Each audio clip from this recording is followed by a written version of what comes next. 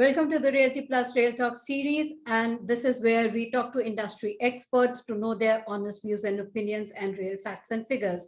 And today we have with us Mr. Himanshu Agrawal, President Tiki Danosa India Private Limited. The company is a JV between Tiki Industries and the European market leader Danosa, and it is a leading manufacturer and supplier of waterproofing, acoustic insulation, and thermal insulation solutions. Mr. Agrawal, a very warm welcome to you. Thank you, Sapna, and thank you, Reality Plus, for this interaction. So great, Mr. Agrawal, you are a veteran of the industry. You've been in the industry for so long, and recently we have seen that the construction industry, basically, which is known to be very traditional, is now moving towards more technology, more high performance materials. What do you think are the factors or the reasons for this change, and especially the change in the demand in terms of construction materials that you have seen in the last few years? Yeah, there have been several developments in the construction industry across years. Construction actually happens, or the construction industry happens to be one of the oldest industries known to mankind. Yeah, you are right that recently there are a lot of changes that are coming in. Uh, this is primarily because of the demand of better construction, faster construction, uh, more focus on the environment. So, uh, the users as well as the governments, various governments across the globes, they are pushing for environmental friendly products with a low carbon footprint. Uh, Local resources, raw materials which are there available locally. They reduce footprint, carbon footprint, and this is what is being pushed across the world. Uh, on another perspective, the customer is becoming more aware about the life cycle of the products, the cost, the return on investment, and that is what is pushing the market into various kind of technologies that are coming up in the construction industry. Right, that's right. As you rightly said, even the customer or the occupiers of the buildings, they are giving more focus on ESD, and that is where even now the developers are, or the infrastructure companies are also looking at better materials and products. Another aspect is about the government, boost to infrastructure. Now they have come up with a lot of initiatives to boost infrastructure of the country. How do you think this, this initiative of the government or the focus of the government on infrastructure is going to boost the construction industry and the construction, chemicals industry in turn? Yeah, talking of India, because of the crisis, pandemic that we saw, the construction industry was badly hit in 2020, and the construction industry as a whole went down almost by 50% over the previous year. To boost the overall economy, the government has put in a lot of focus on construction, this being one of the largest industry. It's put a lot of focus, and infrastructure spendings are being pushed up. Now, infrastructure, once we push the infrastructure, then obviously it has a direct impact on the construction chemical sector, because to achieve high performance uh, of the structures or waterproofing or floorings, admixtures in the concrete, yeah, various kinds of construction chemicals go into the industry. So the more is the spending on the infrastructure, the more would be the market for the construction chemicals going forward. Okay, that's fantastic. So, the industry has a bright future ahead, as Mr. Agrawal is saying. But in terms of, the challenges, what are the challenges that you foresee, as we were talking earlier about the supply chain disruptions, about awareness or the adoption by the sector? So, what are the challenges that you foresee in this segment? Uh, the major challenges in using these construction chemicals is that in India, we lack the local codes, the construction codes. This comes as the biggest challenge as the different manufacturers or the different agencies involved in construction, then they follow codes which are outside of India. So some would follow the British code, another agency would follow the American or the ASTM codes, a third agency would go in for, say, a German code. Now, because of this, there is no harmony in what kind of product should be used or what should be the parameters. And this is really making it difficult for the end user to decide which is the right product for them, what should be the minimum performance parameters that they should go for. Uh, Another aspect is that construction industry has a reputation of being slow in adoption of new technologies.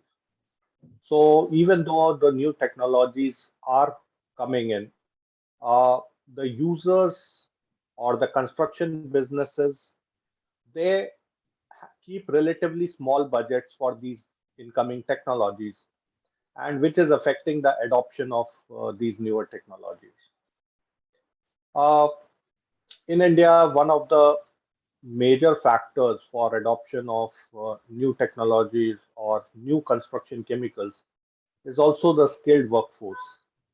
Uh, we lack the skilled workforce, trained workforce, which is required to install or apply many of these new technologies.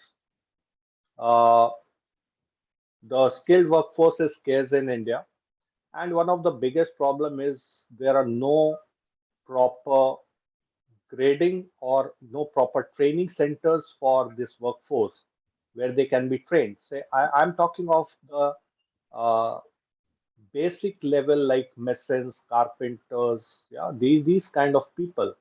Unlike the West, where these people are certified at various levels or various grades, depending on the skill sets they have. In India, we do not have such kind of things. And so when the contractor takes these people, he is not able to actually evaluate at what level the person is on the skill set. Uh, Another important aspect is the availability. See, when what happens is whenever a new product or a technology is introduced, one thing, it should be easily available. Second, it should not be monopolistic. It should be available from a few sources so that the customer has the option of evaluating the cost. A third thing is this uh, these technologies should not come at a very high premium. So these are some of the aspects which have to be looked into, which currently are making the adoption of new technologies difficult, especially in a country like India. That's right. That's right. In terms of the percentage of the cost of the project, what is the figures for India and for other countries compare it when we compare it with other countries for construction chemicals?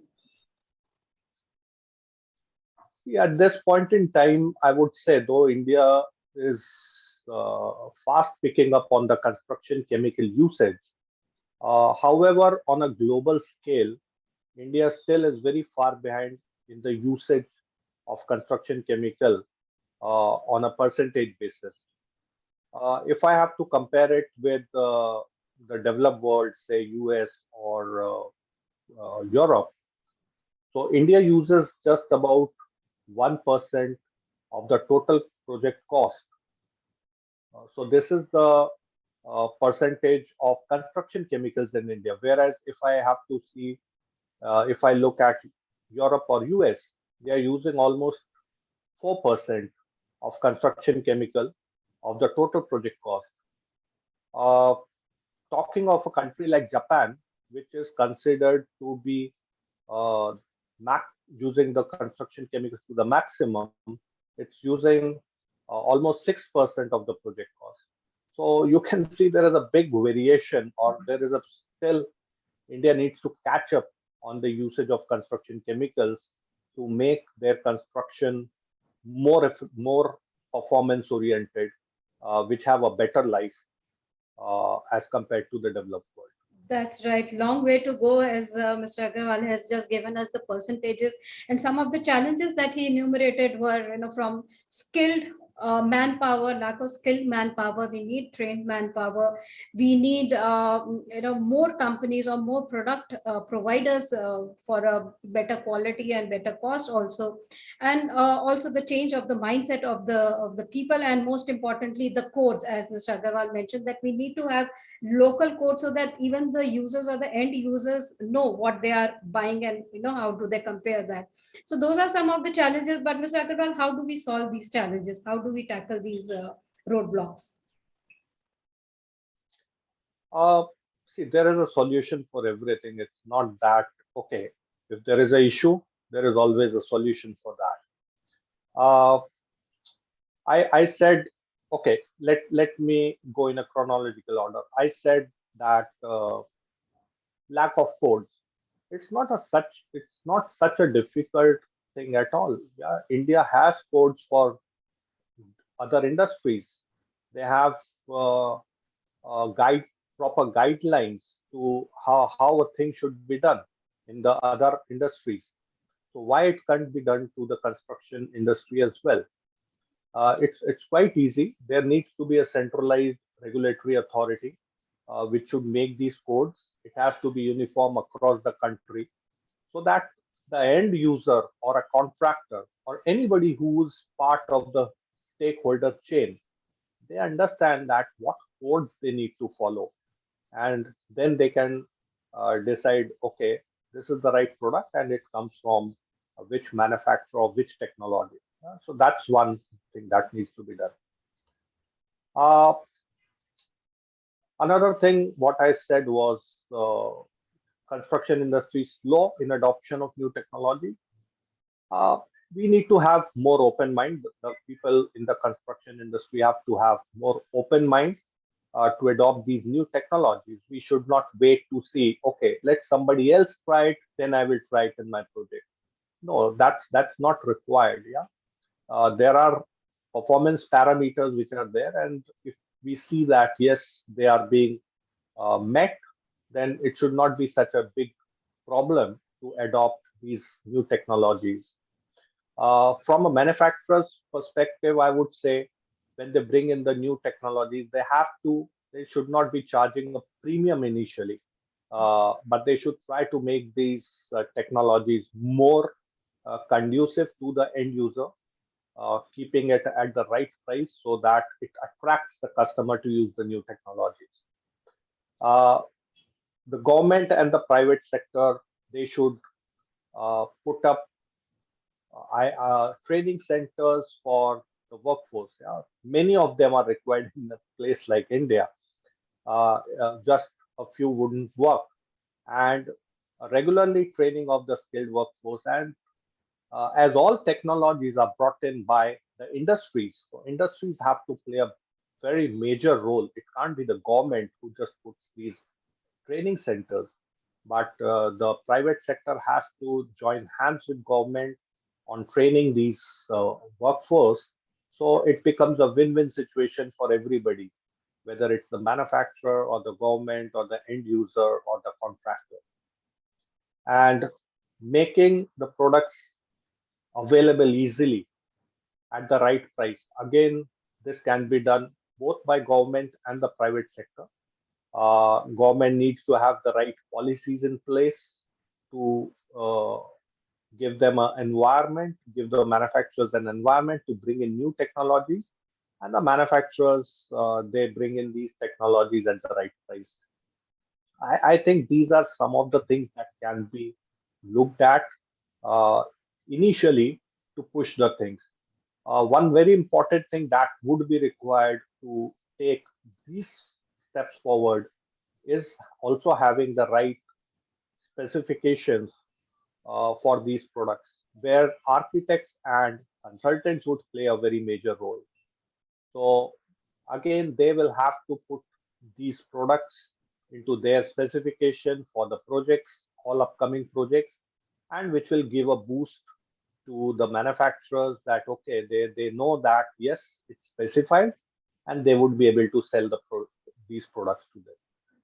That's it. I think it is the entire ecosystem that will have to work together, from the the private companies, the manufacturers, the architects, the specifiers, the government itself, in terms of creating awareness, in terms of creating the right environment and policies, in terms of the codes, as you mentioned, and also the skill sets for the people who will be working on the projects.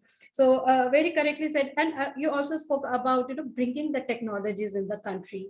Tikitar itself has collaborated, has made a JV with the European market leader Danosa. So tell us about that, and the technology that has, the company has brought into India. Ticketar Industries India did a joint venture with Danosa of Spain. Danosa happens to be a major player in the waterproofing sector in Europe, especially in Spain and Portugal. And the JV, which happened in 2012, the main purpose or focus of this JV was to bring the technologies, some good technologies from Europe into India.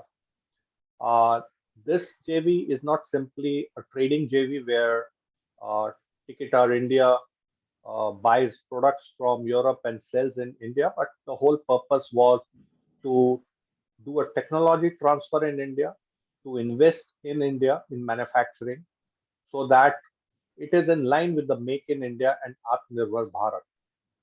And this exactly was done where uh, investments were made in India, in the Gujarat plant. The manufacturing lines were put up, and gradually the technologies were transferred from Europe to India by Danosa. So when the JV started, it was like 50% of the product line was being imported from Spain and Portugal. However, if we look today, hardly 10% is being imported and 90% is being manufactured in India.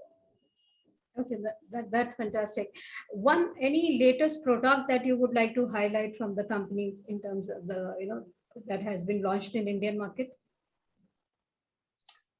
See, many products have been brought in by Ticketar Danosa to India, and actually, if we see today, Ticketar Danosa, we primarily are focused on the waterproofing and acoustics.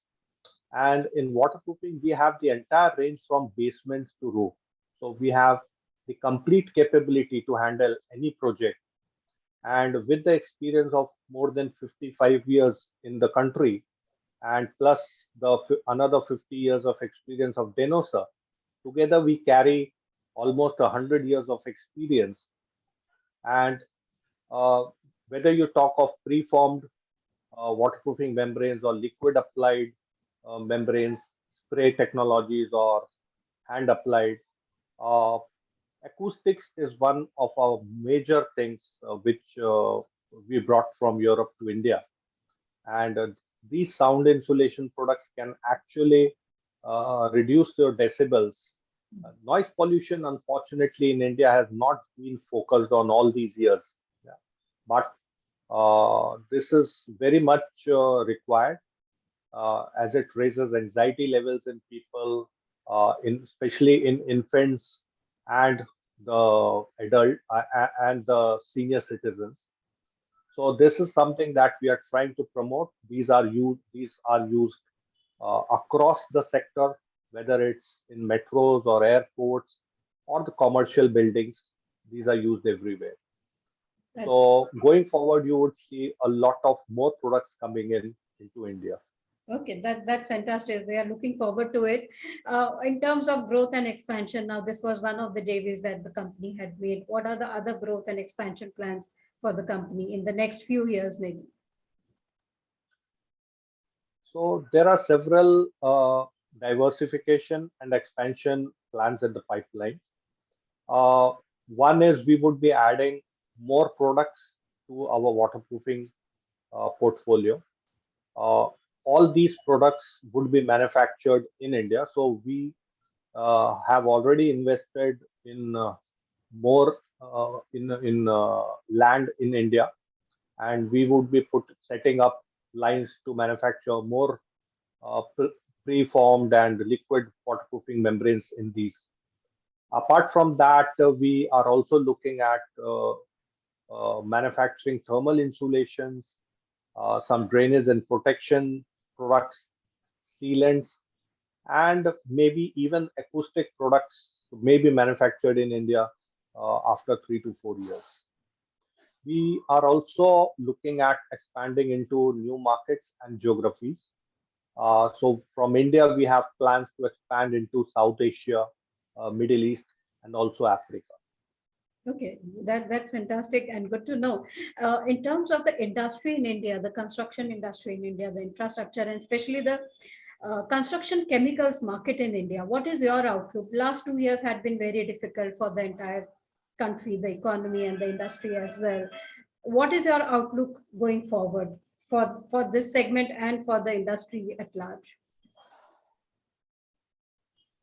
Yeah, you are right. The construction industry, like any other industry, in the last 2 years has been badly hit by various crises, starting with COVID, then labor shortage, raw material shortage, which led to finished good shortage, escalating transportation shipping costs, skyrocketing of construction material, supply chain issues. I mean, you name it, the issue came up in the last 2 years. Uh, Having said that, I would say for the last 1 year, the construction industry is bouncing back, and I would say I'm happy to see the way things are recovering because it is faster than it was expected. Uh, Implementation of things like RERA earlier and also growing awareness amongst the stakeholders for quality. This is, in a way, driving the construction chemicals because without construction chemicals, you would not be able to do a high quality construction. Uh, Also, the customer is now becoming more aware about product life cycles, environment impacts, carbon footprint, recurring costs due to repairs, uh, return on investment, brand value. All these things are making the manufacturers or the suppliers of these materials to give to the customer quality products. Yeah. The demand is there, and the manufacturers are ready for it, and they are giving the technology innovations are happening, and more good products are coming to the market. Uh, what has also happened over the last few years is that for many of these infrastructure and even the private projects, uh, international architects and consultants are being hired. So this is actually helped because these people coming with a mindset of high quality construction, they are putting in very high performance parameters for their projects, which is making the suppliers and manufacturers of construction chemicals to provide the quality products. All this is fueling the demand for quality construction chemicals. And in my view, this is only going to increase with each passing day. Okay, fantastic. As you rightly mentioned that, the customers are now, even the people who are occupying buildings, they are more focused on sustainability and health, and that is why they want buildings which are built with quality. And as you rightly mentioned, the with the the global firms now coming in from project management to construction management, even the architects. So now that has also raised the standards of Indian construction itself, which is good for the Yeah. industry as a whole. Before we let you go, what your word of advice for the industry? How should we look at the future? How should we look at the years that are going to be for Indian construction sector? Uh, if we leave out the service sector, I think the construction industry is one of the fastest growing industries. And in a country like India, it has tremendous scope. Um, at least for the next 20-25 years minimum, there is enough land available. There is enough to for the government to pump in money in the infrastructure from the metros, which are already cracking uh, under the load of population and other things. They are overstressed, and the construction industry definitely is moving into the B class cities, and then it will go to further to C class and rural India. I think there is no dearth of opportunities in the construction sector. The only thing what we need to remember as a government, as private players, as construction, or all the stakeholders uh, of construction industry, that the customer is changing, the mindset is changing. Today, the end customer wants high quality. Yeah, gone are the days when people lived under leaking roofs. Today, legal cases are filed. Yeah, so it is very much required that everybody gears up to the demands of the end customer. That's why we all are here. The customer is demanding, and we have the capability to service our customer with whatever they require. Are we going to see more So, Make in India, more Atmanirbhar Bharat? What do you say, Mr. Agrawal? yeah, we are already investing into that because that's the way forward. Imports have Imports are no longer attractive as they used to be at some point in time. Today, imports are costing much more than what we can produce at what cost we can produce in India. Also, from a perspective of building up our nation, we need to manufacture in India. This is something that all of us needs to look at. All manufacturers, all suppliers of goods need to look inward. We have to stop importing. Yes, we do. We can import technology, but we should not directly import finished goods.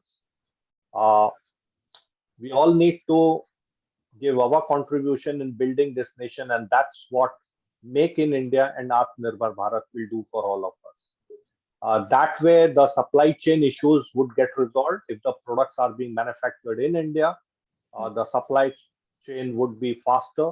Uh, in my view, the cost also now is different if we manufacture in India, unlike before. The service standards would become much higher when you are manufacturing in India. And we can become a hub, we can become an export hub for the globe if we manufacture in India. So, this is my view on this. That's a very motivating note. I think Mr. Agarwal is leaving us with, and he, as he rightly mentions, is that there's a huge scope of construction, huge latent demand for infrastructure and for housing that we have in India, and we need to cater to that. And what better way to then, make in India, and as the company Tiki has said, that technology collaborations are what is required, bringing the technology here and then making the product, and probably making India the hub of the global hub for construction chemicals. So thank you so much, Mr. Agrawal, for sharing your views with us and sharing those very positive sentiments about the industry and the bright future that it has. So thank you so much for being here with us, and thank you for sharing your motivating leaving note with us. Thank you so much. Thank you, Reality Plus, and thank you, Thank you very Sapna. much. Thank you.